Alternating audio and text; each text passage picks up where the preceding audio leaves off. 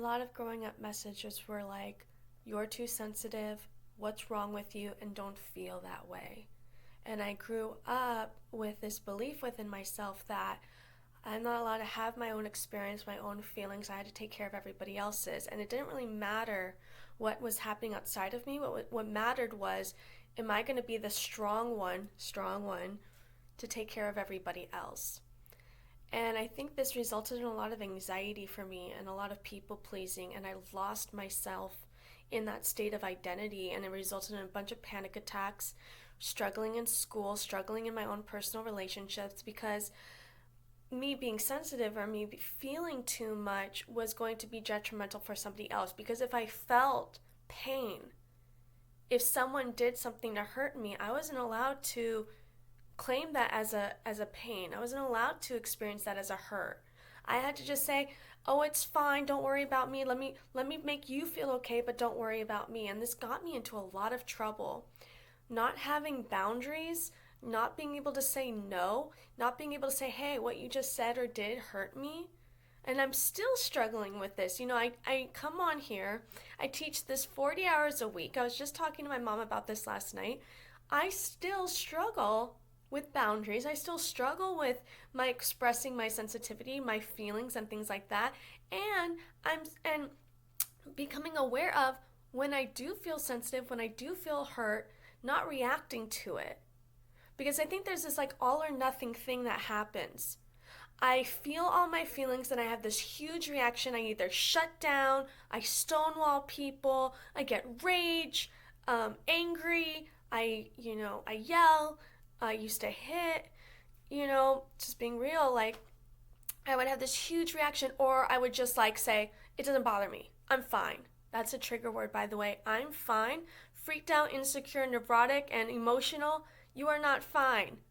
Whenever you hear someone saying I'm fine, you are not fucking fine. You are having a huge emotional reaction that you don't feel comfortable sharing. Now, I'm not saying that we have to share our emotions with everybody because I don't feel like people are necessarily going to be able to hold us in that safe place. Not because there's something wrong with them, but in order to hold someone in an emotional experience, you have to be able to hold yourself in that emotional experience. And if for someone who grew up in an environment where you don't do that, it's almost like second nature. I fix, I deny, I distract, I don't want to go there. So, my whole point is if you were told there's something wrong with you, you're too sensitive, or don't feel that way, I want to say fuck that. Fuck that shit. I want you to be sensitive. I want you to feel all your fucking feelings. I want you to feel everything, because to feel is to be alive. And if we don't feel, we're numbing out, we're denying, and the body, as the subconscious mind, is going to take care of our feelings if we don't take care of it ourselves. We have to feel. Doesn't mean I have to react to the feeling. Doesn't mean I have to get angry, rageful, depressed, shut down to the feeling, but I do need to acknowledge it. I do need to be present for it. I do need to be aware of it, and I do need to be sensitive to it. And I wish someone told me this years ago. I wish someone would have said to me, it's okay to be sensitive. It's okay to feel all of it, because when you can feel it, you can do something about it in a very constructive way. You can deep breathe.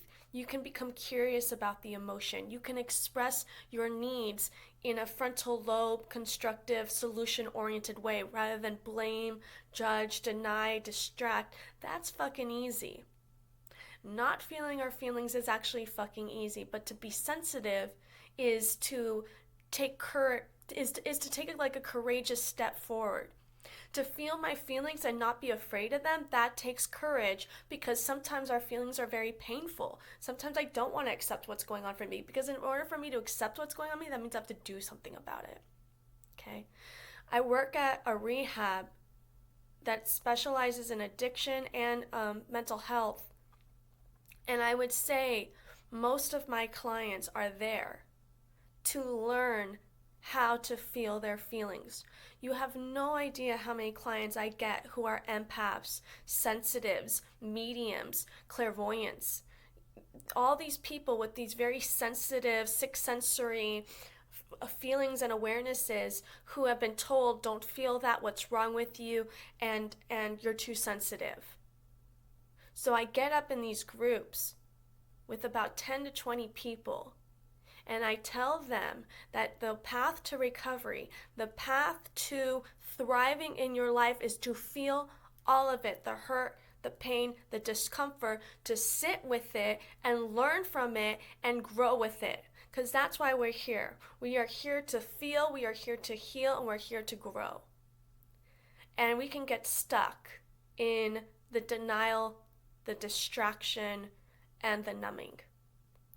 And so if you are somebody who is struggling in your life, if you are somebody who feels stuck, if you are somebody who cannot get to where they want to be, can't have that relationship, can't get the successful job, can't be in social outings, can't leave your house, it's the fear that stops us.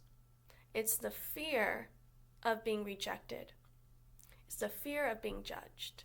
It's the fear of having any type of experience of feeling.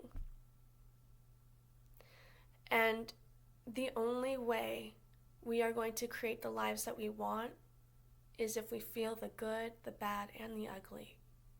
Because when I feel, I can identify and become discerning what is helpful, what is destructive, what is constructive but can be painful, and how can I grow from that.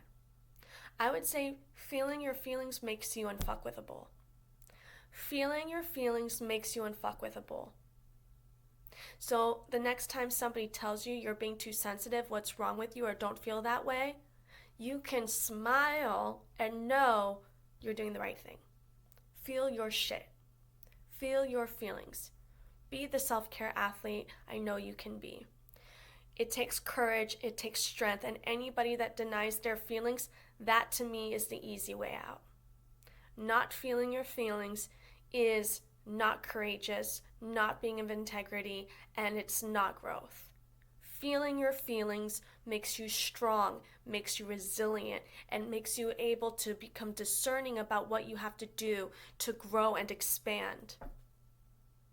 So if you are somebody who wants help with this discernment, to trust your intuition, to have somebody to help you on your path of self-ownership of your feelings, please feel free to reach out to me. I'm a certified hypnotherapist, rapid transformational therapist. I do this for a living. I'm on my own journey of reclaiming my sensitivity. Being sensitive means you are alive. Thank you guys so much for watching this video. I appreciate you. Have a beautiful day.